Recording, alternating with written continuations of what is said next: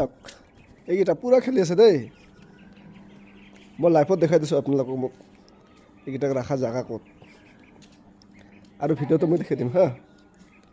মই ভিডিঅ'টো দেখাই দি আছোঁ, আপোনালোকে চাই লওক। এনেকৈ হাঁহৰ পোৱালি আপোনালোকে পুহিব পাৰে হিচাপ। নামান পোৱালি আছিল দেই, আজি ডাঙৰ হৈছে, বহুত ডাঙৰ হ'ল, 1 মাহ হ'লে আৰু বয়স। জেগা আছে পিছফালে, সিহঁতৰ কাৰণে মই জেগা বনাই দিছোঁ দেই। গাঁত খুলিছোঁ হা,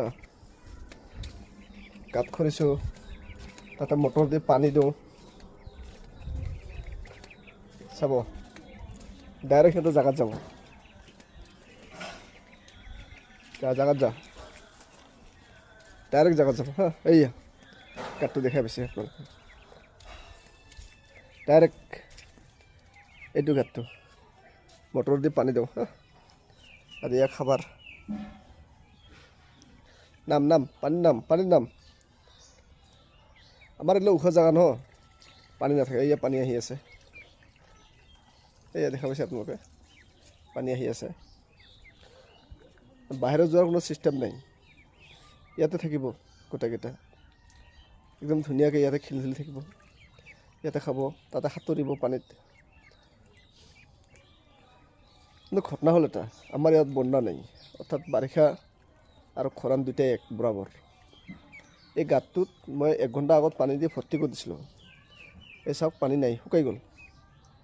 মানে দিনত 2-3 বাৰ পানী দিব লাগে, তেনেহ'লে গাঁতটো ভৰিব আৰু এই মৰমৰ পোৱালিকেইটা তাতে খেলি থাকিব। আপোনালোকে ভিডিঅ'টো শ্বেয়াৰ কৰিব, পাৰিলে এনেকুৱাকৈ মোৰ নিচিনা কৰি আপোনালোকে কেইটামান হাঁহৰ পোৱালি পুহিব। মোৰ ইয়াত 12টা আছিল, 2টা মৰি গ'ল আৰু 10টা থাকি গ'ল।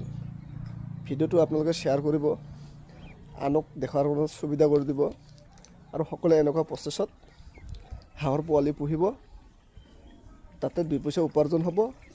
ভৱিষ্যত এদিন আপোনালোকে নিজেও ঘৰতে খাব পাৰিব। ধন্যবাদ।